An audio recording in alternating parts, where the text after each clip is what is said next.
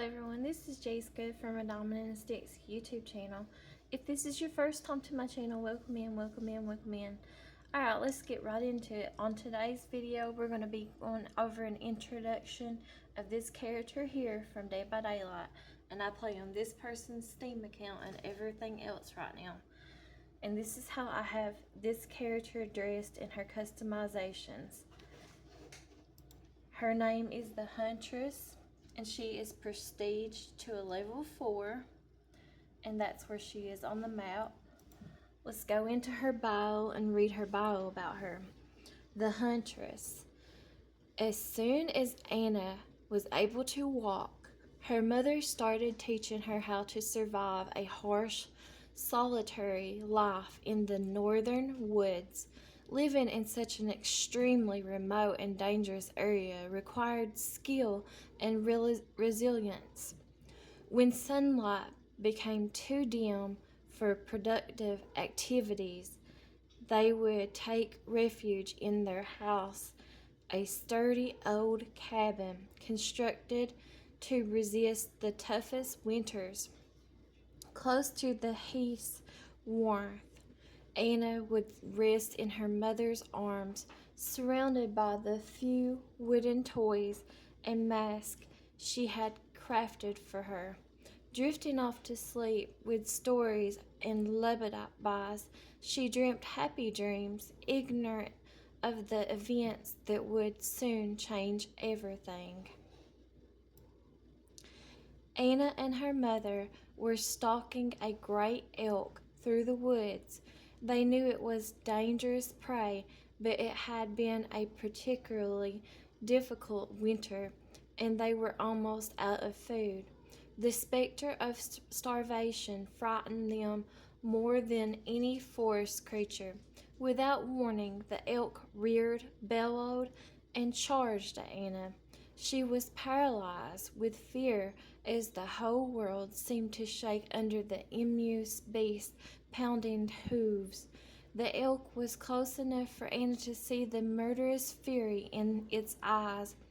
When her mother threw herself in its path, axe in hand, a blood-curdling scream escaped from her lips as the elk impaled her upon its antlers and hoisted her into the air. With all her strength, she brought her axe down its head again and again, while it tried to shake her loose. With a sickening crack, the antlers snapped, and Anna's mother was free. The beast collapsed. Anna was too small to move her mother's broken body, so she sat with her in the clearing where she had fallen. To distract her from the dying elk's cries, Anna's mother held her hand, hummed her favorite lullaby. They stayed like that, the huntress and the elk, getting quieter and colder, until Anna was alone in the silent forest. Eventually, she stood up and started the long walk back home. Still a child, she knew just enough about life in the frozen forest to survive. She followed her instincts and became one with the wild. She got older and stronger and practiced her hunt.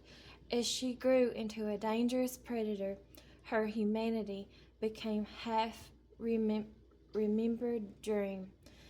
She widened her territory and lived off her hunts. She worked her way up through squirrels and hares and mink and foxes. Eventually, she grew tired of them and hunted more dangerous animals like wolves and bears. When suspecting travelers came through her woods, she discovered her new favorite prey, humans.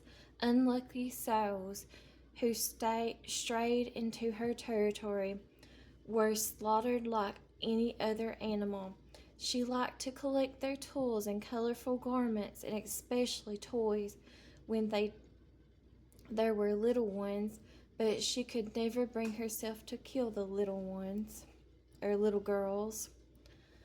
Girls she would take back to her house deep in the woods.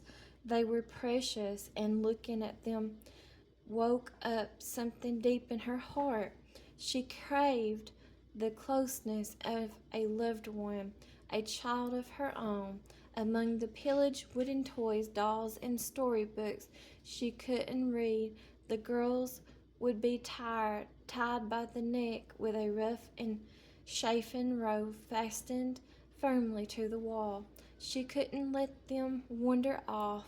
They would surely die outside. Every time the girls would waste away and die of cold or starvation or sickness, every time it plunged Anna deeper into pain and sorrow and madness. She was compelled to try again and started raiding the nearest villages to slaughter families and kidnap their daughters. She wore one of the animal masks her mother had crafted for her so many years earlier to try to calm the frightened children. Villagers spread the legend of a half-beast lurking in Red Forest, the huntress who killed men and ate little girls. War eventually came to the forest. German soldiers began to pass through on the march to attack the collapsing Russian Empire.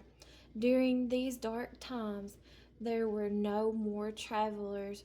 The villagers had abandoned their homes, and no more little ones to be found, only soldiers. Many of them were found with violent axe wounds. Whole groups disappeared mysteriously.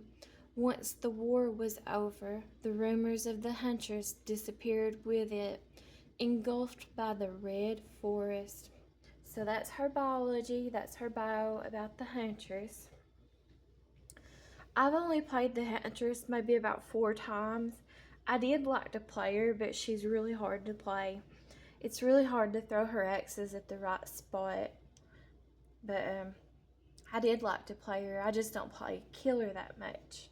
I mostly play survivor and put the points in on the killer side. Now let's go into her perks and read her perks about her. Beast of Prey.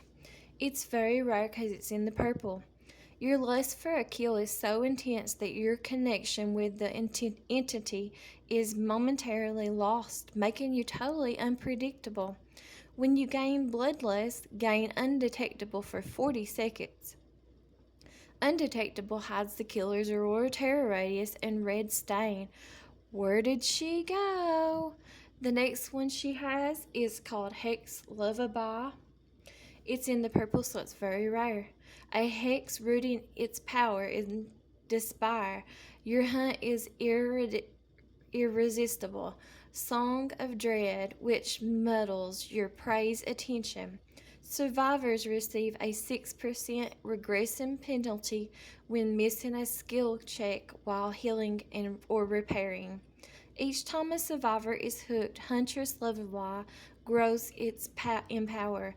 Its effect: healing and repairing skill check warnings, 1 to 4 tokens. Time between the skill check warning sound and skill check becomes shorter. 5 tokens. No skill check warning. The hex effect persists as long as the related hex totem is standard. The last one she has is Territorial Imperative, I think is how you pronounce it. I could be wrong. Sorry if I am. It's in the rare because it's purple and it's very rare. Unlocks potential in one's aurora reading ability. Survivors' auroras are revealed to you for 6 seconds when they enter the basement and you are more than 24 meters away from the basement entrance. Territorial Imperative can only be triggered once every 45 seconds. Okay, now let's get into her customizations. This one I have checked is called Apex Ursine, and that's what she's wearing right now that I have on her. The next one is Nautical Fawn. It's a kind of cool looking outfit. And then Urenberg is the other one. And then the Huntress, that's the original outfit to her. But I like the one that I have on her. Now let's go to her loadout. I never played the Huntress no more, so all I ever play on the killer side is the Trapper. I just put points in on the killers from the Survivor side. So this is what the owner of this Steam account has on for the perks. You can see there. And they don't play it unless if they're streaming. This is what their blood web looks like for the Huntress. And we'll put some points in right fast, all that I got left. Don't have that many. Only got about 8,000 and some. And the Twisted Masquerade is still going on right now, that event. Rift Pass. Alright, that's what she looks like on the chart. And that's what she looks like. So thanks for watching. I appreciate you all, and I'll talk to you guys later. Thank you. Have a good day.